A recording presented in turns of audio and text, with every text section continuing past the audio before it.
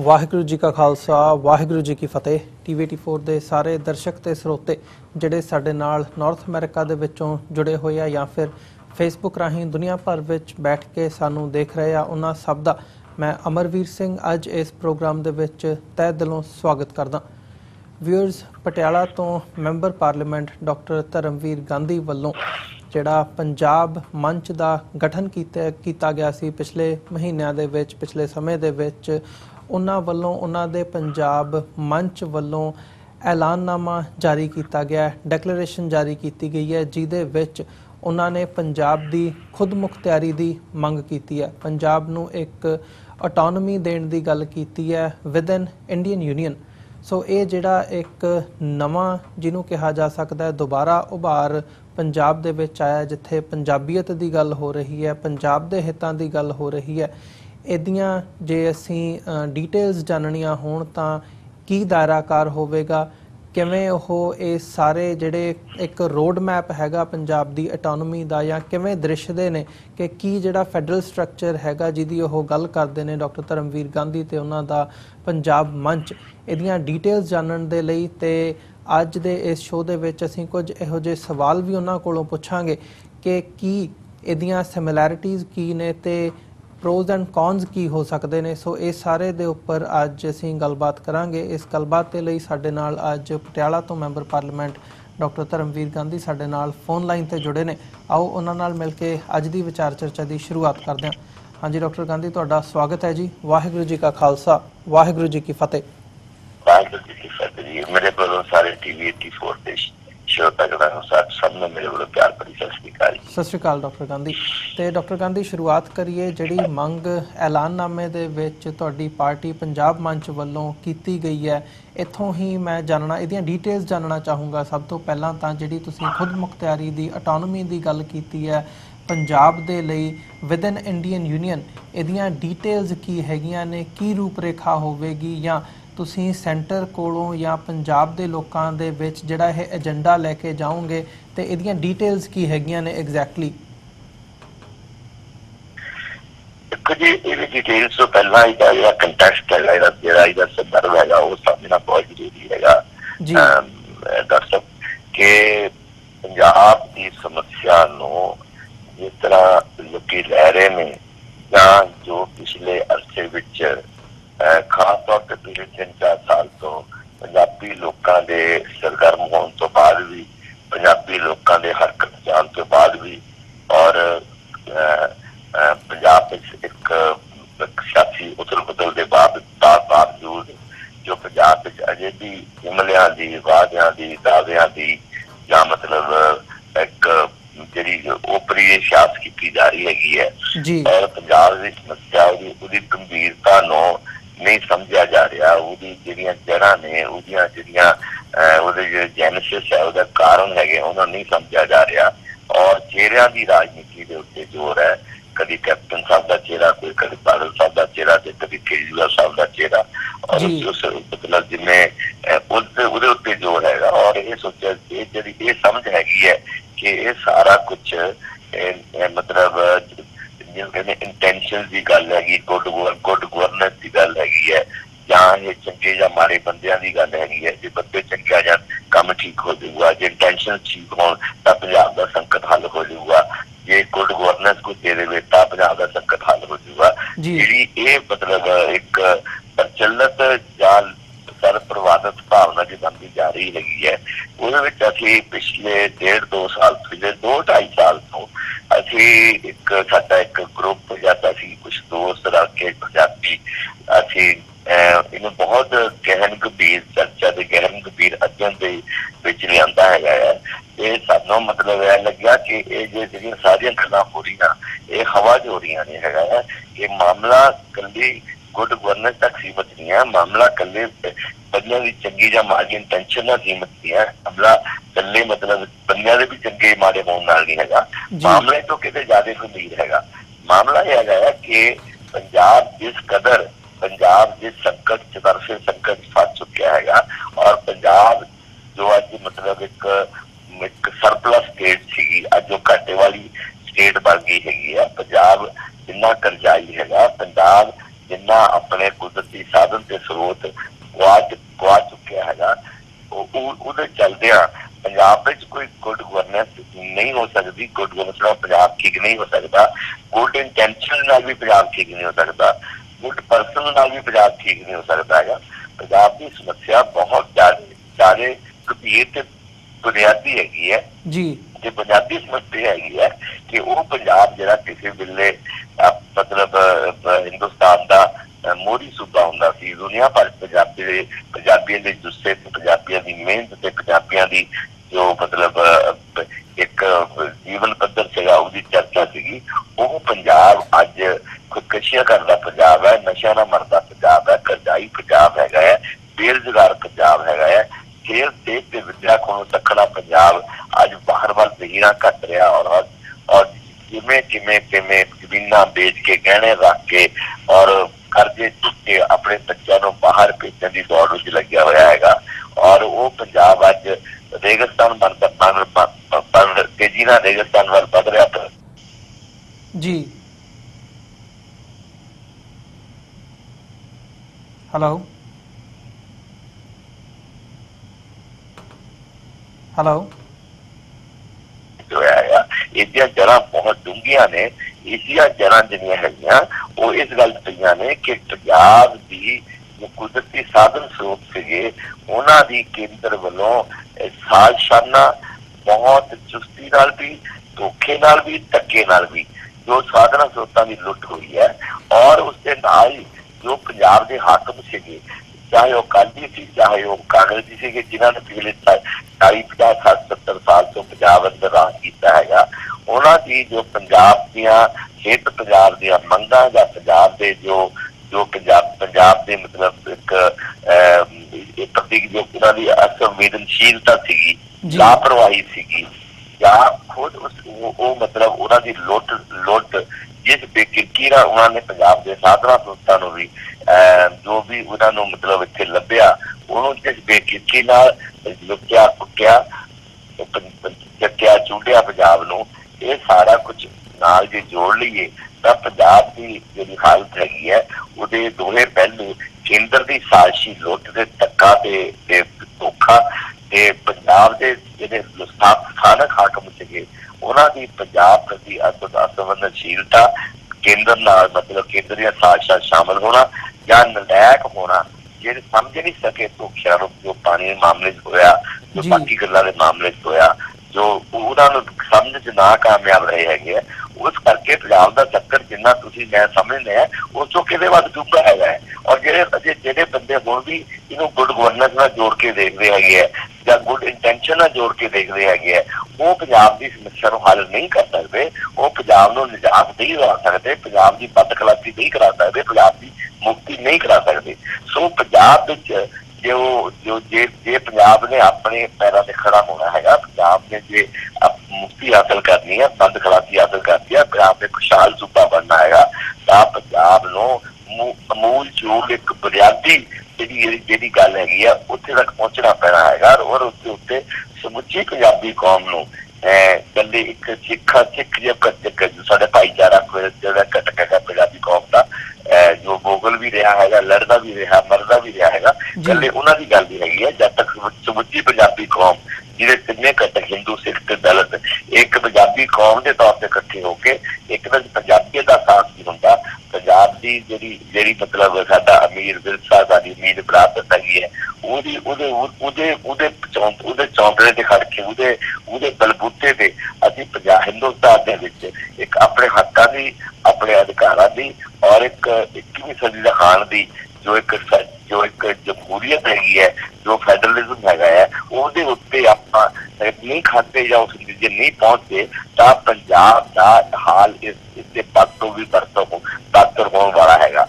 ਸੋ ਇਸ ਨੂੰ ਅਸੀਂ ਬਹੁਤ ਤੁਸੀਂ ਮੰਨਣਾ ਨਹੀਂ ਕਿ ਲੋਕਾਂ ਲੱਗਦਾ ਕਿ ਤੁਸੀਂ 6 ਮਹੀਨੇ ਲਾਤੇ, 4 ਮਹੀਨੇ ਲਾਤੇ, 2 ਮਹੀਨੇ ਲਾਤੇ, ਤੁਸੀਂ ਸਾਲ 1.5 ਸਾਲ ਤੋਂ ਲੱਗੀਆਂ। ਅਸੀਂ ਇਹ ਸਾਰੇ ਅਰਸੇ ਦੌਰਾਨ ਕੋਈ ਜੁਮਲੇਬਾਜ਼ ਰਾਜਨੀਤੀ ਨਹੀਂ ਕੀਤੀ, ਕੋਈ ਧੋਖੇਬਾਜ਼ ਰਾਜਨੀਤੀ ਨਹੀਂ ਕੀਤੀ, ਕੋਈ ਅਸੀਂ ਝੂਠੀ ਵਾਅਦਿਆਂ ਦੀ, ਦਾਅਵਿਆਂ ਦੀ, ਫੋਕਿਆਂ ਦੀ ਰਾਜਨੀਤੀ ਨਹੀਂ ਕੀਤੀ। ਅਸੀਂ ਪੰਜਾਬ ਨੂੰ ਸਮਝਣ ਦੀ, ਪੰਜਾਬੀ ਸਮਾਜ ਨੂੰ ਸਮਝਣ ਦੀ, ਪੰਜਾਬ ਦੀਆਂ ਦਿੱਕਤਾਂ ਨੂੰ ਸਮਝਣ ਦੀ, ਪੰਜਾਬ ਦੀ ਦੁਰਦਸ਼ਾ ਨੂੰ ਸਮਝਣ ਦੀ ਕੋਸ਼ਿਸ਼ ਕੀਤੀ ਹੈਗੀ। ਤੇ ਉਹਦੇ ਆਧਾਰ ਤੇ ਅਸੀਂ ਪੂਰੀ ਜੁਰਤ ਨਾਲ ਔਰ ਪੂਰੀ ਜ਼ਿੰਮੇਵਾਰੀ ਨਾਲ ਅਸੀਂ ਇਹ ਐਲਾਨਨਾਮਾ ਲੈ ਕੇ ਆਏ ਹੈਗੇ ਹੈ। ਹਾਲਾਂਕਿ ਪੰਜਾਬ ਮੰਚ ਇੱਕ ਬਕਾਇਦਾ ਸਿਆਸੀ ਪਾਰਟੀ ਨਹੀਂ ਹੈਗੀ ਹੈ, ਇੱਕ ਮੰਚ ਹੀ ਹੈਗਾ ਜਿਹਦੇ ਚ ਅਸੀਂ ਬਹੁਤ ਜਿਹੜੀਆਂ ਇੱਕ ਸੰਵਾਦ ਰਚਾ ਕੇ ਪੰਜਾਬ ਦੇ ਅਲੱਗ-ਅਲੱਗ ਘਟਕਾਂ ਵਿੱਚ ਔਰ ਪੰਜਾਬ ਦੇ ਅਲੱਗ-ਅਲੱਗ ਬੁੱਧੀਜੀਵੀ ਔਰ ਜਿਹੜੇ ਵਿਸ਼ਾ ਵਸਤੂ ਦੇ ਐਕਸਪਰਟ ਨੇ ਕਿਸੇ ਵੀ ਸਬਜੈਕਟ ਦੇ, ਉਹਨਾਂ ਨਾਲ ਗੱਲ ਕਰਕੇ ਅਸੀਂ ਐਲਾਨਨਾਮਾ ਜਾਰੀ ਕੀਤਾ ਹੈਗਾ ਜੀ।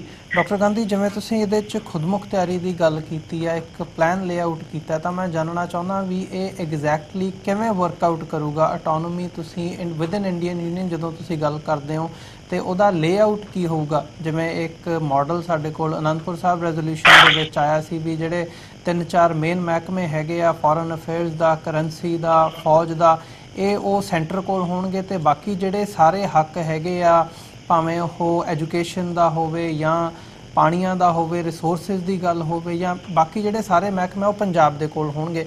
ਸੋ ਜਦੋਂ ਤੁਸੀਂ ਗੱਲ ਕਰਦੇ ਹੋ ਆਟੋਨੋਮੀ ਦੀ, ਖੁਦਮੁਖਤਿਆਰੀ ਦੀ, ਤਾਂ ਉਹਦਾ ਇੱਕ ਬ੍ਰੌਡਰ ਕੰਟੈਕਸਟ ਦੇ ਵਿੱਚ ਕੀ ਦਾਇਰਾਕਾਰ ਹੋਊਗਾ? ਦੇਖੋ ਜੀ, ਅਨੰਦਪੁਰ ਸਾਹਿਬ ਦਾ ਮਤਾ ਆਪਣੇ ਆਪ ਠੀਕ ਮਤਾ ਸੀਗਾ, ਇੱਕਾ ਦੁੱਕਾ ਗੱਲਾਂ ਤੋਂ ਬਗੈਰ, ਕਿ ਮਤਲਬ ਔਰ ਹਿੰਦੁਸਤਾਨ ਦੀ ਜਿਹੜੀ ਹਾਕਮ ਸੀਗੇ ਉਹਨਾਂ ਦੀ ਚੁਸਤੀ ਰਹੀ ਹੈਗੀ ਹੈ ਔਰ ਅਕਾਲੀ ਲੀਡਰਸ਼ਿਪ ਦੀ ਜਿਹੜੀ ਪੰਜਾਬ ਦੇ ਹਿੰਦੂ ਭਾਈਚਾਰੇ ਦੀ ਲੀਡਰਸ਼ਿਪ ਹੈ, ਉਹਨਾਂ 'ਚ ਜੋ ਇੱਕ ਉਹਨਾਂ ਦੀ ਤਾਲਮੇਲ ਦੀ ਜਾਂ ਉਹਨਾਂ ਦੀ ਅੰਡਰਸਟੈਂਡਿੰਗ ਦੀ ਜਾਂ ਉਹਨਾਂ ਜੋ ਕਿ ਇਤਿਹਾਸਕ ਤੌਰ ਤੇ ਜੋ ਪ੍ਰੇਰਣਾ ਨੇ ਜਾਂ ਜਿਨ੍ਹਾਂ ਨੂੰ ਕੇਂਦਰ ਦੇ ਹਾਕਮਾਂ ਨੇ ਕਰਾਰਾਂ ਤਬਦੀਲ ਕਰਨ ਦੀ ਕੋਈ ਕਦਰ ਬਾਕੀ ਨਹੀਂ ਛੱਡੀ ਹੈਗੀ ਹੈ, ਉਹਨਾਂ ਦੀ ਮਤਲਬ ਉਸ ਕਰਕੇ ਉਦੋਂ ਬਹੁਤ ਜਲਦੀ ਕੇਂਦਰ ਸਰਕਾਰ ਨੇ ਜਿਹੜੀਆਂ ਪੰਜਾਬ ਦੀਆਂ ਹੱਕੀ ਮੰਗਾਂ ਸੀਗੀਆਂ, ਜਿਨ੍ਹਾਂ ਨਾਲ ਪੰਜਾਬ ਦੀ ਜ਼ਿੰਦਗੀ ਨਾਲ ਸਿੱਧਾ ਤਾਲੁਕ ਸੀਗਾ, ਪੰਜਾਬ ਦੇ ਵਿਕਾਸ ਨਾਲ ਤਾਲੁਕ ਸੀਗਾ, ਪੰਜਾਬ ਦੇ ਇੱਕ ਨਵੇਂ ਪੰਜਾਬ ਦੇ ਬਣਾਉਣ ਦਾ ਤਾਲੁਕ ਸੀਗਾ, ਉਸ ਨੂੰ ਬਹੁਤ ਜਲਦੀ ਬੜੀ ਸ਼ਾਤਰਾਨਾ ਢੰਗ ਨਾਲ ਪੰਥਕ ਮੰਗਾਂ ਬਣਾ ਦਿੱਤਾ ਗਿਆ। ਉਹਨਾਂ ਨੂੰ ਪੰਥਕ ਮੰਗਾਂ, ਹਾਲਾਂਕਿ ਉਹ ਸਮੁੱਚੀ ਪੰਜਾਬੀ ਕੌਮ ਦੀਆਂ ਮੰਗਾਂ ਸੀਗੀਆਂ ਜੀ, ਸਮੁੱਚੀ ਪੰਜਾਬੀ ਕੌਮ ਦੀਆਂ ਮੰਗਾਂ ਨੂੰ ਪੰਥਕ ਮੰਗਾਂ ਬਣਾ ਦਿੱਤਾ। ਔਰ ਜਦੋਂ ਤੁਸੀਂ ਪੰਥਕ ਮੰਗਾਂ ਬਣਾ ਦਿੱਤਾ ਔਰ ਜਦੋਂ ਤੁਸੀਂ ਸਿੱਖ ਭਾਈਚਾਰੇ ਨੂੰ ਦੁਨੀਆ ਹਿੰਦੁਸਤਾਨ ਭਰ ਵਿੱਚ ਉਹਨਾਂ ਨੂੰ ਡੈਮੋਨਾਈਜ਼ ਕਰਕੇ, ਉਹਨਾਂ ਨੂੰ ਮਤਲਬ ਦੇਸ਼ ਨੂੰ ਤੋੜਨ ਵਾਲੇ ਗਰਦਾਨ ਕੇ, ਉਹਨਾਂ ਦੇ ਖਿਲਾਫ ਇੱਕ ਖਾਸ ਮਾਹੌਲ ਸਿਰਜ ਕੇ, ਜਦੋਂ ਤੁਸੀਂ ਕਿਸੇ ਰਾਜ ਦੀਆਂ ਹੱਕੀ ਮੰਗਾਂ ਨੂੰ ਪੰਥਕ ਮੰਗਾਂ ਬਣਾ ਦਿਓ, ਇੱਕ ਧੜੇ ਦੀਆਂ ਮੰਗਾਂ ਬਣਾ ਦਿਓ, ਤਾਂ ਉਹਨੂੰ ਫਿਰ ਉਹਨੂੰ ਅਣਗੌਲਿਆ ਕਰਨਾ, ਉਹਨੂੰ ਬਦਨਾਮ ਕਰਨਾ ਔਰ ਉਹਦੇ ਸਿਰ ਤੇ ਮਤਲਬ ਉਹਨੂੰ ਵੱਖਵਾਦੀ ਗਰਦਾਨ ਦੇਣਾ, ਇਹਨਾਂ ਵਾਸਤੇ ਬਹੁਤ ਆਸਾਨ ਸੀਗਾ। ਤੇ ਇਹਦੇ ਵਿੱਚ ਅਸੀਂ ਵੀ ਉਹਨਾਂ ਲਾਈਨ ਤੇ ਸੋਚ ਰਹੇ ਹਾਂ ਜੀ ਕਿ ਜਿਵੇਂ ਜਿਹੜੇ ਚਾਰ ਜਿਹੜੇ ਮੇਨ ਜਿਹੜੇ ਰੇਲਵੇਜ਼ ਹੋਇਆ, ਕਰੰਸੀ ਹੋਈ, ਫੋਰਨ ਪਾਲਿਸੀ ਹੋਈ, ਜਾਂ ਜਿਹੜੀ ਇਹਨਾਂ ਨੂੰ ਛੱਡ ਕੇ ਜਿਹੜੀ ਬਾਕੀ ਸਾਰੀ ਸੰਵਰਤੀ ਸੂਚੀ ਹੈ, ਮਿਸਟਰ ਪੀ ਚਿਦੰਬਰ ਨੇ ਹੌਲੀ ਹੌਲੀ ਰਸਤੇ ਤੇ ਆ ਰਹੀ ਹੈ ਸਿਆਸਤ ਬਹੁਤ ਜ਼ਿਆਦਾ ਹਿੰਦੁਸਤਾਨ ਦੀ। ਔਰ 2019 it is not going to be Congress versus BJP, 2019 Congress ਤੇ ਬੀਜੇਪੀ ਦਾ ਜੰਗ ਨਹੀਂ ਹੋਊਗਾ, ਇਹ ਫੈਡਰਲਿਜ਼ਮ ਵਰਸਸ ਸੈਟਲਾਈਜ਼ੇਸ਼ਨ ਦਾ ਕੁਝ, ਇਹ ਰਾਜਾਂ ਦੇ ਅਧਿਕਾਰਾਂ ਦਾ ਫੈਡਰਲਿਜ਼ਮ ਦਾ ਵਰਸਸ ਸੈਟਲਾਈਜ਼ੇਸ਼ਨ, ਬੀਜੇਪੀ ਵਿੱਚ ਉਹਦੇ ਵਿਚਕਾਰ ਸੰਘਰਸ਼ ਹੋਣ ਵਾਲਾ ਹੈਗਾ ਜੀ। ਔਰ ਨਰਿੰਦਰ ਸਾਹਿਬ ਨੇ ਕਿਹਾ, ਉਹਨਾਂ ਨੇ ਆਪਣੇ ਬਿਆਨ 'ਚ ਕਿਹਾ ਕਿ ਜੇ ਹਿੰਦੁਸਤਾਨ ਨੇ ਬਚਣਾ ਹੈਗਾ ਤਾਂ ਜਿਹੜੀ ਸਾਰੀ ਕੰਟਰੋਲ ਸੂਚੀ ਹੈ, ਜਿਹੜੀ ਸਾਰੀ ਸੰਵਰਤੀ ਸੂਚੀ ਹੈਗੀ ਹੈ, ਉਹ ਰਾਜਾਂ ਨੂੰ ਦੇ ਦਿੱਤੀ ਜਾਵੇ। ਜਿਸਦਾ ਮਤਲਬ ਹੈ ਕਿ ਬੜੇ ਹੀ ਇੰਟੈਲੈਕਚੁਅਲ ਪਲੇਨ ਤੇ ਵੀ, ਬੜੇ ਹਾਇਰ ਪਲੇਨ ਤੇ ਵੀ, ਸਿਆਸੀ ਪਲੇਨ ਤੇ ਵੀ, ਸਿਆਸੀ ਪੱਧਰ ਤੇ ਵੀ ਇਹ ਗੱਲ ਉਹ ਚਰਚਾ ਵਿਸ਼ਾ ਤੇਜ਼ੀ ਨਾਲ ਬਣ ਰਹੀ ਹੈ ਔਰ ਹਿੰਦੁਸਤਾਨ ਦੀ ਸਿਆਸਤ ਦਾ ਕੇਂਦਰ ਬਿੰਦੂ ਬਣ ਜਾ ਰਹੀ ਹੈ ਬਹੁਤ ਜਲਦੀ, ਸਾਨੂੰ ਇਸ ਤਰ੍ਹਾਂ ਲੱਗਦਾ ਹੈਗਾ ਜੀ।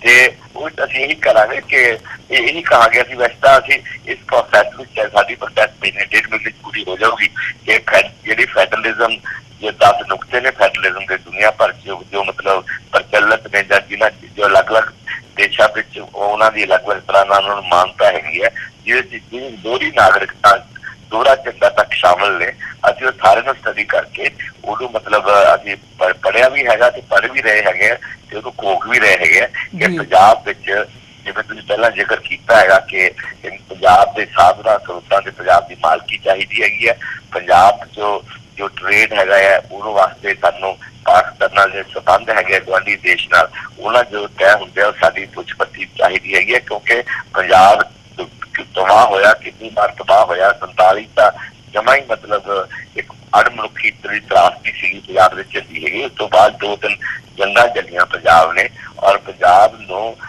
ਦੇ ਵਿਕਾਸ ਦਾ ਇੱਕ ਰਸਤਾ ਜਿਹੜਾ ਪਾਕਿਸਤਾਨ ਰਾਹੀਂ ਸਾਨੂੰ ਜੇ ਕੋਰੀਡੋਰ ਮਿਲੇ ਜੀ, ਉਹ ਸੈਂਟਰਲ ਏਸ਼ੀਆ ਰਾਹੀਂ, ਪਾਕਿਸਤਾਨ ਰਾਹੀਂ ਸੈਂਟਰਲ ਏਸ਼ੀਆ ਨੂੰ ਜਾਂਦਾ ਹੈਗਾ।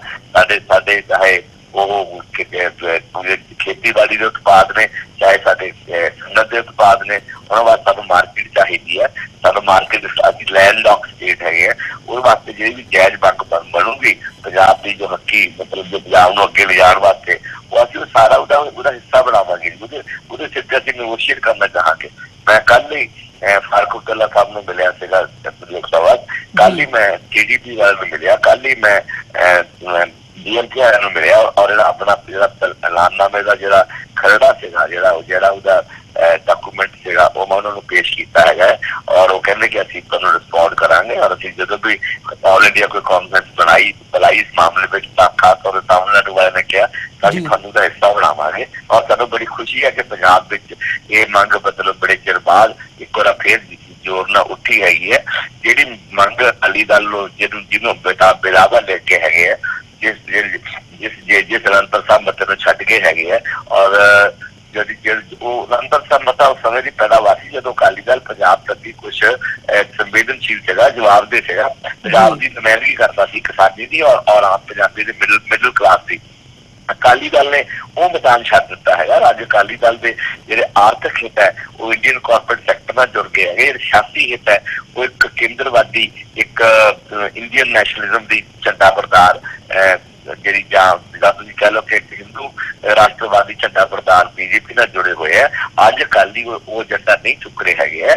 ਤਾਂ ਸਾਨੂੰ ਪੰਜਾਬੀਆਂ ਨੂੰ, ਸਮੂਹ ਪੰਜਾਬੀਆਂ ਨੂੰ ਪੰਜਾਬ ਦੇ ਜੋ ਤਰਸਯੋਗ ਹਾਲਤ ਹੈ, ਜੋ ਇੱਕ ਮਤਲਬ ਮਰਦਾ ਪੰਜਾਬ ਹੈ, ਦਿਲ ਕਰਕੇ ਮਰਦਾ ਪੰਜਾਬ ਹੈ।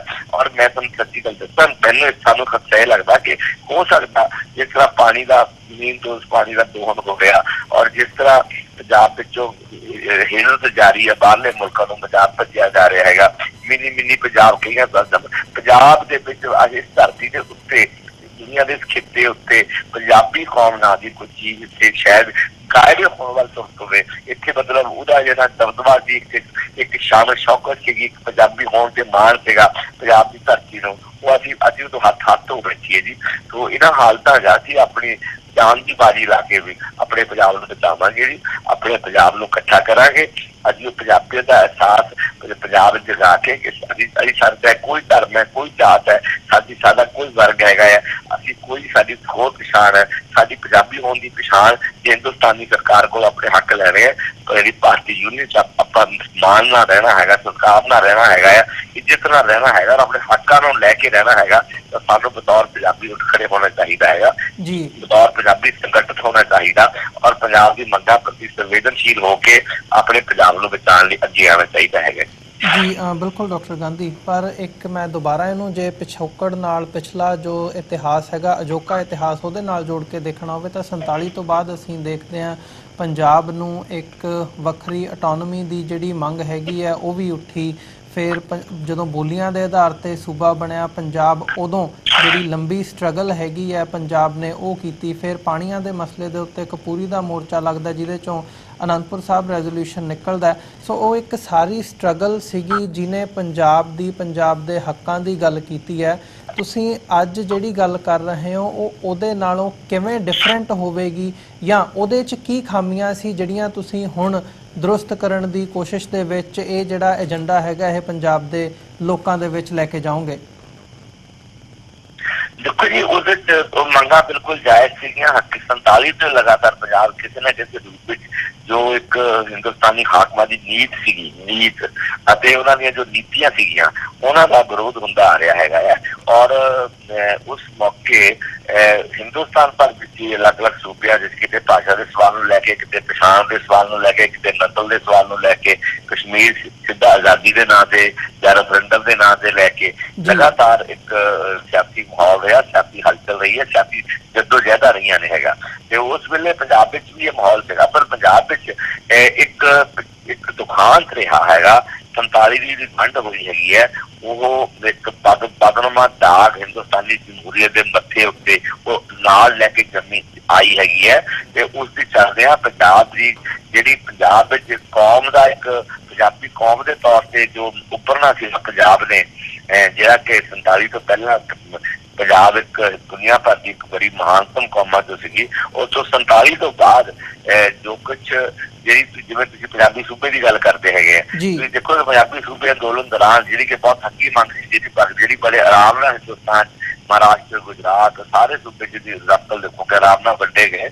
पर पंजाब विच इस मंग के प्रति रजिस्टेंस सीगा, एक एक बड़ा विरोध होया, एक तगड़ी जद्दोजहद लगी पई, लखां लोकी जेलां च गए, गोलियां चलियां, लाठियां चलियां, हवनकुंड बने, हवनकुंड ढहे और एक पूरी जद्दोजहद तो बाद पंजाब नूं एक पंजाबी सूबा जिहड़ा कि जिहदी राजधानी खोली गई, पंजाबी बोलते इलाके बाहर रख लगे, जिन्ना उन्हें छोटे छोटा करने की कोशिश की गई, कमजोर करने की कोशिश की गई, वो कोशिशां हुई। उसदे नाल ही इसके बहाने बंद के बहाने पंजाब के पानियों के जिन्हें मालकान हक से उन्होंने डाका मार के पंजाब के पानी खोले, जिहड़े कि पंजाब की जिंद जान है, पंजाब की आर्थिकता की जिंद जान है और पंजाब की मनुखी जिंदगी की जिंद जान हैगी है, वो खोलिया गया है।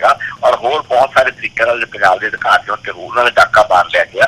तो उस वेले जी पंजाबी कौम की जिस तरह की यूनिटी चाहिए सी, वो केंद्र ने एक साजिश ढाई। मैं तो साहब मैं जवान सेगा, पढ़ता सेगा, पूरी मैंने होशो वासना तुहानूं कह सकदा कि किवें सन 61 की जनगणना कुछ विश्व हिंदू परिषद, आर्य समाज, जनसंघ, हिंदू महासभा ते होर कुछ लोगों ने इस तरह पंजाब की जिहड़ी पंजाबी कौम नूं तोड़न वास्ते पंजाब के एक भाईचारे नूं एक महत्वपूर्ण भाईचारे नूं अपनी मात भाषा तो मुनकर करा के हिंदी मात भाषा लिखा के 27% हिंदुओं ने किस तरह पंजाब की जी पंजाबियत नूं तोड़िया गया और कौमां च पाटक पाउण की पंजाबी कौम च पाटक पाउण की कोशिश की, और कामयाब भी होए ने।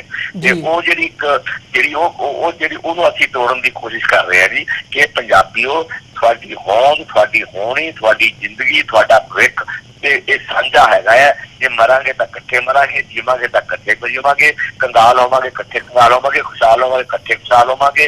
पंजाब की जिहड़ी जो एक हिस्टोरिकल पंजाब की जो एक समाज रहा है कि जेकर पंजाब का जिमीदार मरदा, किसान मरदा है तो पंजाब का व्यापारी, पंजाब का बाणिया, पंजाब का वो पहला मरदा है। जे पंजाब के पिंड का पानी मुकदा तो शहरों का पहला मुकदा है। तो जिहड़ियां एक बड़िया सूक्ष्म रूप जो वंडियां पईयां ने, जिस करके कुछ लोगों पंजाब प्रति जो प्रतिबद्धता हैगी है, पंजाब प्रति जो एक सेंस ऑफ बिलोंगिंग है, सेंस ऑफ कि मेरा पंजाब है, साडा पंजाब है, वो जी बहुत घट गई सी सन 61-62 या सूबा अंदोलन दौरान, जिहदे मतलब कुछ लोग सेंटर के हक खड़ गए थे।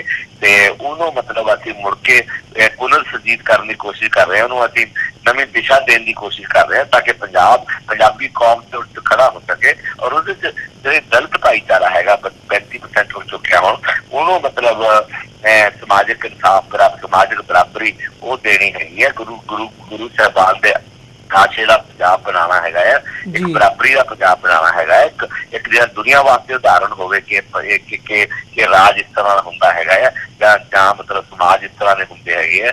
ते उहदे च जिहड़ी जिन्ना भी मतलब मैं किसी धर्म दखल ही नहीं, मेरी आदत नहीं नाम ना देना चाहिए है सिख धर्म दियां। पर एक गल है कि जेकर जे किसी धर्म जिवें सिख धर्म दी जो दिक्कतां ने या माइनॉरिटी धर्म करके जो उन्हें चलना पैंदा, वो कल्ले सिख क्यों लड़नगे? वो डॉक्टर गांधी लड़ूगा, सारा पंजाब लड़ूगा जी, सारा पंजाब लड़ूगा। जे पंजाबी कौम का गल उभरदा है, देखो बड़ा पंगा है। तो मैं दसा मैंने बहुत टेलीफोन आने, मैं तुहानूं शेयर कर लग्या। वो कहंदे कि जेकर तां कोई होर ये मंग उठाता तो आराम नाल डब कर सकदे कि हेलो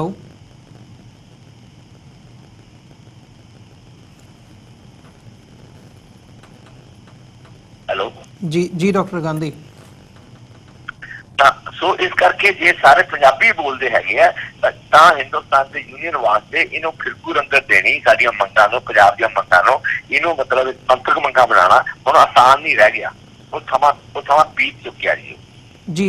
डॉक्टर गांधी अंत ਦੇ ਵਿੱਚ मैं एक सवाल जरूर ਤੁਹਾਡੇ ਕੋਲੋਂ ਪੁੱਛਣਾ ਚਾਹੂੰਗਾ कि ਜਿਵੇਂ ਜਿਹੜੀਆਂ ਮੰਗਾਂ ਹੈਗੀਆਂ ਨੇ ਪੰਜਾਬ ਦੀਆਂ ਹੱਕੀ ਮੰਗਾਂ, ਭਾਵੇਂ ਉਹ ਬੋਲੀ ਤੇ ਆਧਾਰਿਤ ਆਪਣੇ ਇਲਾਕਿਆਂ ਦੀ ਗੱਲ ਹੋਵੇ ਜਾਂ ਚੰਡੀਗੜ੍ਹ ਦੀ ਗੱਲ ਹੋਵੇ ਜਾਂ ਅਦਰਵਾਈਜ਼ ਪਾਣੀਆਂ ਦੀ ਗੱਲ ਹੋਵੇ, ਇਹ ਜਿਹੜੀਆਂ ਸਾਰੀਆਂ ਮੰਗਾਂ ਨੇ ਪੰਜਾਬ ਦੀਆਂ, ਪੰਜਾਬੀ ਦੀਆਂ, ਪੰਜਾਬੀਅਤ ਦੀਆਂ, ਤੁਸੀਂ ਵੀ ਇਹਨਾਂ ਦੀ ਗੱਲ ਕਰਦੇ ਹੋ ਤੇ ਜਿਹੜੇ ਲੋਕ ਜਾਂ ਜਿਹੜੀਆਂ ਜਥੇਬੰਦੀਆਂ ਨੇ ਸਟਰਗਲ ਪਿਛਲੇ ਸਮੇਂ ਦੇ ਵਿੱਚ ਲੜੀ ਹੈ ਜਾਂ ਜਿਹੜੀਆਂ ਅੱਜ ਖਾਲਿਸਤਾਨ ਦੀ ਜਾਂ ਵੱਖਰੇ ਰਾਜ ਦੀ ਗੱਲ ਕਰਦੀਆਂ ਨੇ, ਤੁਸੀਂ ਵਿਦਨ ਇੰਡੀਅਨ ਯੂਨੀਅਨ ਆਟੋਨਮੀ ਦੀ ਗੱਲ ਕਰਦੇ ਹੋ, ਇਹਨਾਂ ਦੋਵਾਂ ਦਾ ਜਿਹੜਾ ਬੇਸ ਹੈਗਾ ਜਾਂ ਬੇਸਿਕ ਜਿਹੜੀਆਂ ਮੰਗਾਂ ਨੇ ਉਹਨਾਂ ਦਾ ਓਰੀਜਨ ਆਲਮੋਸਟ ਸੇਮ ਹੈ, ਉਹਦੇ ਵਿੱਚ ਕੋਈ ਵਖਰੇਵਾਂ ਨਹੀਂ ਨਜ਼ਰ ਆਉਂਦਾ ਜਦੋਂ ਅਸੀਂ ਦੇਖਦੇ ਹਾਂ। ਤਾਂ ਕੀ ਪੰਜਾਬ ਮੰਚ ਜਿਹੜਾ ਹੈਗਾ ਉਹਨਾਂ ਧਿਰਾਂ ਦੇ ਨਾਲ ਕਿਤੇ ਨਾ ਕਿਤੇ ਕੋਈ ਕਾਮਨ ਮਿਨੀਮਮ ਏਜੰਡੇ ਦੇ ਉੱਤੇ ਜਾਂ ਕਿਸੇ ਪ੍ਰੋਗਰਾਮ ਦੇ ਉੱਤੇ ਇਕੱਠਿਆਂ ਹੋ ਸਕਦਾ ਹੈ ਆਉਣ ਵਾਲੇ ਸਮੇਂ ਦੇ ਵਿੱਚ? ਦੇਖੋ ਜੀ, ਮੈਂ ਤੁਹਾਨੂੰ ਸਾਫ਼ ਗੱਲ ਕਰਦਾ ਕਿ ਅੱਜ ਧਰਮ ਆਧਾਰਿਤ ਰਾਜ ਦੀ ਮੰਗ ਕਰਨਾ ਇਹ ਮੰਗ ਸਮੇਂ ਦੇ ਹਾਣ ਦੀ ਨਹੀਂ ਹੈਗੀ ਹੈ। ਜਿਹੜਾ ਬੱਚੇ ਅੱਜ ਆਪਾਂ ਧਰਮ ਆਧਾਰਿਤ ਰਾਜ ਦੀ ਗੱਲ ਕਰਦੇ ਆ ਤਾਂ ਮੋਦੀ ਤਾਂ ਮੋਦੀ ਵੀ ਇਹੀ ਗੱਲ ਕਰਦਾ ਕਿ ਤਾਂ ਫਿਰ ਮੋਦੀ ਕਿਵੇਂ ਗਲਤ ਹੈਗਾ। ਫਿਰ ਬਾਕੀ ਜਿਹੜੀਆਂ ਧਰਮ ਆਧਾਰਿਤ ਜਿਹੜੇ ਰਾਜ ਦੀ ਮੰਗ ਕਰਨ ਵਾਲੇ ਲੋਕ ਹੈਗੇ ਆ, ਹਿੰਦੂ ਮੈਜੋਰਿਟੇਰੀਅਨਿਜ਼ਮ ਵਾਲੇ ਜਿਹੜੇ ਕਹਿੰਦੇ ਕਿ 2022 ਤੱਕ ਹਿੰਦੁਸਤਾਨ ਇੱਕ ਹਿੰਦੂ ਰਾਸ਼ਟਰ ਬਣ ਜਾਊਗਾ, ਭਾਰਤ ਇੱਕ ਹਿੰਦੂ ਰਾਸ਼ਟਰ ਹੋਊਗਾ, ਤਾਂ ਆਪਾਂ ਉਹਨਾਂ ਨੂੰ ਆਪਾਂ ਮੂਹਰੇ ਕਿਵੇਂ ਲਾ ਸਕਦੇ ਹੈਗੇ ਆ।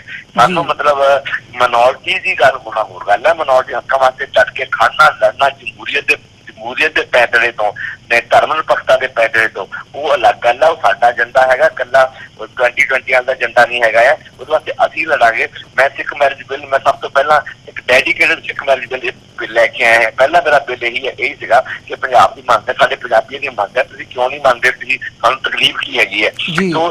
ਸੋ ਇੱਕ ਧਰਮ ਦਾ ਆਧਾਰ ਦੀ ਮੰਗ ਕਰਕੇ ਅਸੀਂ ਦੂਜੇ ਧਰਮ ਦਾ ਜਿਹੜੀ ਬਹੁਗਿਣਤੀ ਵਾਲਾ ਹੈਗਾ ਉਸ ਮੰਗ ਨੂੰ ਬਲ ਬਖਸ਼ਦੇ ਹੈਗੇ ਆ, ਉਹਨਾਂ ਨੂੰ ਜੁਗਨ ਬਾਜੀਤ ਬਖਸ਼ਦੇ ਹੈਗੇ ਆ। ਸੋ ਇਸ ਕਰਕੇ ਮੈਨੂੰ ਲੱਗਦਾ ਕਿ ਪੰਜਾਬੀ ਤੌਰ ਤੇ ਹੀ ਮੰਗਾਂ ਉੱਠਣੀਆਂ ਚਾਹੀਦੀਆਂ, ਪੰਜਾਬ ਨੂੰ ਇਕੱਠਾ ਹੋ ਕੇ ਖੜਨਾ ਚਾਹੀਦਾ ਹੈਗਾ। ਮੈਂ ਇੱਕ ਪੁਆਇੰਟ ਤੁਹਾਨੂੰ ਐਡ ਕਰ ਦਿੰਦਾ, ਮੈਂ ਥੋੜਾ ਜਿਹਾ ਜਦੋਂ ਮੈਨੂੰ ਤੁਸੀਂ 2 ਮਿੰਟ ਦਿਓਗੇ ਜੀ। ਕਿ ਦੇਖੋ ਸਾਰੀ GDP ਰਾਜਾਂ 'ਚ ਪੈਦਾ ਹੁੰਦੀ ਹੈ, ਸਾਰੀ ਵੈਲਥ ਜਨਰੇਸ਼ਨ ਰਾਜਾਂ 'ਚ ਹੈਗੀ ਹੈ, ਸਾਰੇ ਕੁਦਰਤੀ ਸਾਧਨ ਤੋਂ ਰਾਜਾਂ 'ਚ ਹੈਗੇ। ਰਾਜ ਭਿਖਮੰਗੇ ਬਣ ਗਏ, ਰਾਜ ਮਤਲਬ ਖੁੰਗਲ ਹੋ ਗਏ, ਰਾਜ ਬਿਲਕੁਲ ਸਾਹਹੀਣ ਕਰ ਦਿੱਤੇ ਗਏ ਹੈਗੇ ਆ ਤੇ ਸਾਰੀਆਂ ਪਾਵਰਾਂ ਕੇਂਦਰ ਨੇ ਲੈ ਲਈਆਂ। ਇਹ ਲੜਾਈ ਅਸੀਂ ਲੜਨੀ ਹੈਗੀ ਕਿ ਸਾਨੂੰ ਆਪਣੇ ਰਾਜਾਂ ਦੇ ਖੁਦ ਮੁਖਤਿਆਰੀ ਚਾਹੀਦੀ ਹੈ ਕਿ ਅਸੀਂ ਆਪਣੇ ਰਾਜਾਂ ਨੂੰ ਖੁਦ ਆਪਣੇ ਰਾਜ ਦੇ ਕਲਿਆਣਕਾਰੀ ਕੰਮ ਹੈਗੇ ਆ, ਆਪਣੇ ਰਾਜਾਂ ਦੇ ਹਿੱਤਾਂ ਨੂੰ ਦੇਖ ਸਕੀਏ। ਤੁਸੀਂ ਗਵਰਨਮੈਂਟ ਤੇ ਰੱਖੋ ਆਪਣੇ ਕੋਲ ਤੇ ਬਾਕੀ ਸਾਰਾ ਪੰਜਾਬ, ਬਾਕੀ ਸਾਰਾ ਸੰਵਿਧਾਨ ਦੇ ਜਿਹੜੇ ਅਧਿਕਾਰ ਹੈਗੇ ਆ ਉਹ ਸਾਡੇ ਹਵਾਲੇ ਕਰੋ। ਪੰਜਾਬ ਸਾਡਾ, ਅਸੀਂ ਪੰਜਾਬ ਚਲਾ ਸਕਦੇ ਹਾਂ ਤੇ ਪੰਜਾਬ ਆਪਣੇ ਆਪ ਨੂੰ ਚਲਾਉਂਦਾ ਰਿਹਾ। ਅਸੀਂ ਕਾਬਲ ਹੈਗੇ ਆ ਔਰ ਸਾਨੂੰ ਆਪਣੇ ਪੰਜਾਬ ਨੂੰ ਚਲਾਉਣ ਦਾ ਇਸ 21ਵੀਂ ਸਦੀ ਦੀ ਜਮਹੂਰੀਅਤ ਦੇ ਯੁੱਗ ਵਿੱਚ, ਫੈਡਰਲ ਯੁੱਗ ਵਿੱਚ ਸਾਨੂੰ ਪੂਰਾ ਹੱਕ ਹੈਗਾ। ਸਾਨੂੰ ਸਾਡਾ ਹੱਕ ਦਿਓ ਔਰ ਇਹਦੇ ਵਾਸਤੇ ਸਾਨੂੰ ਦੂਜੇ ਸੂਬਿਆਂ ਨਾਲ ਜਿਹੜੇ ਦੂਜੇ ਰਾਜ ਨੇ ਜੋ ਕੇਂਦਰ ਕੋਲ ਛਪੇ ਹੋਏ ਨੇ ਉਹਨਾਂ ਨੂੰ ਏਕਤਾ ਕਰਨੀ ਪੈਣੀ ਹੈਗੀ ਹੈ ਔਰ ਉਹ ਏਕਤਾ ਪੰਜਾਬੀ ਦੇ ਨਾਂ ਤੇ ਹੋ ਸਕਦੀ ਹੈਗੀ ਹੈ। ਉਹ ਏਕਤਾ ਖਾਲਿਸਤਾਨ ਦੇ ਨਾਂ ਤੇ ਜਾਂ ਧਰਮ ਆਧਾਰਿਤ ਦਾ ਰਾਜ ਹੈ ਉਹਦੇ ਪੱਖ ਦੇ ਨਾਂ ਤੇ ਨਹੀਂ ਹੋ ਸਕਦੀ। ਜੀ ਡਾਕਟਰ ਗਾਂਧੀ, ਸੋ ਇਹ ਸਾਰੇ ਪਲਾਨ ਨੂੰ ਜਾਂ ਜਿਹੜਾ ਤੁਸੀਂ ਇਹ ਐਲਾਨਨਾਮਾ ਕੀਤਾ ਹੈਗਾ ਆਪਣੇ ਪੰਜਾਬ ਮੰਚ ਦਾ ਡੈਕਲੇਰੇਸ਼ਨ, ਇਹਦੇ ਬਾਰੇ ਵਿਸਥਾਰ ਦੇ ਵਿੱਚ ਜਾਣਕਾਰੀ ਦੇਣ ਦੇ ਲਈ ਤੁਹਾਡਾ ਬਹੁਤ-ਬਹੁਤ ਧੰਨਵਾਦ। ਤੇ ਆਉਣ ਵਾਲੇ ਸਮੇਂ ਦੇ ਵਿੱਚ ਵੀ ਕੋਸ਼ਿਸ਼ ਕਰਾਂਗੇ ਜਦੋਂ ਕੋਈ ਨਵੀਂ ਡਿਵੈਲਪਮੈਂਟ ਹੁੰਦੀ ਹੈ ਇਸ ਇਸ਼ੂ ਦੇ ਉੱਪਰ ਤੁਹਾਡੇ ਨਾਲ ਰਾਬਤਾ ਕਾਇਮ ਕਰਾਂਗੇ। ਅੱਜ ਦੇ ਸ਼ੋਅ ਦੇ ਵਿੱਚ ਇੱਥੇ ਹੀ ਇਜਾਜ਼ਤ ਚਾਹਾਂਗੇ ਜੀ ਤੁਹਾਡੇ ਕੋਲੋਂ। ਬਹੁਤ-ਬਹੁਤ ਧੰਨਵਾਦ ਤੁਹਾਡਾ। ਫਤਿਹ ਦੀ ਸਾਂਝ ਪਾਈਏ। ਵਾਹਿਗੁਰੂ ਜੀ ਕਾ ਖਾਲਸਾ, ਵਾਹਿਗੁਰੂ ਜੀ ਕੀ ਫਤਿਹ। ਮੈਨੂੰ ਆਪਣਾ ਈਮੇਲ ਭੇਜੋਗੇ? ਈਮੇਲ ਮੇਰੀ ਰਿਕੁਐਸਟ ਹੈ, ਮੈਨੂੰ ਈਮੇਲ ਭੇਜ ਦੇਣਾ ਜੀ। ਜ਼ਰੂਰ ਡਾਕਟਰ ਸਾਹਿਬ, ਮੈਂ ਤੁਹਾਨੂੰ ਸ਼ੋਅ ਤੋਂ ਬਾਅਦ ਮੈਂ ਕਰ ਦੇਣਾ। ਥੈਂਕ ਯੂ ਜੀ। Thank you sir, thank you sir, thank you. ਉਮੀਦ ਕਰਦੇ ਹਾਂ ਕਿ ਜਿਹੜੀ ਅੱਜ ਦੀ ਸਾਡੀ ਗੱਲਬਾਤ ਸੀ ਪਟਿਆਲਾ ਤੋਂ member parliament doctor Dharamvir Gandhi ਹੋਰਾਂ ਦੇ ਨਾਲੋਂ ਤੁਹਾਨੂੰ ਜ਼ਰੂਰ ਪਸੰਦ ਆਈ ਹੋਵੇਗੀ। ਸੋ ਅੱਜ ਦੇ ਸ਼ੋਅ ਦੇ ਵਿੱਚ ਜਿੱਥੇ ਅਸੀਂ ਤੁਹਾਡੇ ਕੋਲੋਂ ਇੱਥੇ ਹੀ ਇਜਾਜ਼ਤ ਚਾਹਾਂਗੇ, ਉੱਥੇ ਜਾਂਦੇ ਜਾਂਦੇ ਤੁਹਾਡੇ ਕੋਲੋਂ ਅਸੀਂ ਤੁਹਾਡੇ ਚਰਨਾਂ ਦੇ ਵਿੱਚ ਬੇਨਤੀ ਹੈਗੀ ਹੈ ਕਿ TV84 ਨੂੰ ਅੱਗੇ ਵਧਾਉਣ ਦੇ ਲਈ ਸਾਨੂੰ ਤੁਹਾਡੀ ਸਹਾਇਤਾ ਦੀ ਲੋੜ ਹੈ। TV84 ਨੂੰ ਡੋਨੇਟ ਕਰਨ ਦੇ ਲਈ ਤੁਸੀਂ ਸਾਡੀ ਵੈਬਸਾਈਟ www.tv84.tv ਤੇ ਜਾ ਕੇ ਸਾਨੂੰ ਡੋਨੇਟ ਕਰ ਸਕਦੇ ਹੋ ਤੇ ਮੰਥਲੀ ਡੋਨੇਸ਼ਨਸ ਦੇ ਲਈ ਪਲੈਜ ਕਰ ਸਕਦੇ ਹੋ। ਜੇ ਚੈੱਕ ਰਾਹੀਂ ਡੋਨੇਸ਼ਨਸ ਭੇਜਣੀਆਂ ਚਾਹੁੰਦੇ ਹੋ ਤਾਂ TV84 ਦੇ ਨਾਮ ਦਾ ਚੈੱਕ ਬਣਾ ਕੇ ਤੁਸੀਂ ਸਾਨੂੰ ਸਾਡੇ ਐਡਰੈਸ ਤੇ ਮੇਲ ਕਰ ਸਕਦੇ ਹੋ।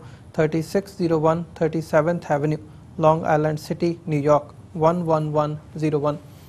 ਵੈਬਸਾਈਟ ਇੱਕ ਵਾਰ ਫਿਰ ਰਿਪੀਟ ਕਰਦੇ ਹਾਂ www.tv84.tv। ਇਸ ਦੇ ਨਾਲ ਵਿਊਅਰਸ ਅਸੀਂ ਅੱਜ ਦੇ ਪ੍ਰੋਗਰਾਮ ਦੇ ਵਿੱਚ ਤੁਹਾਡੇ ਕੋਲੋਂ ਇੱਥੇ ਹੀ ਇਜਾਜ਼ਤ ਚਾਹਾਂਗੇ। ਕੱਲ੍ਹ ਨੂੰ ਦੁਬਾਰਾ ਤੁਹਾਡੇ ਨਾਲ ਫਿਰ ਮੁਲਾਕਾਤ ਹੋਵੇਗੀ। ਤਦ ਤੱਕ ਲਈ ਇਜਾਜ਼ਤ ਦਿਓ ਜੀ। ਵਾਹਿਗੁਰੂ ਜੀ ਕਾ ਖਾਲਸਾ, ਵਾਹਿਗੁਰੂ ਜੀ ਕੀ ਫਤਿਹ।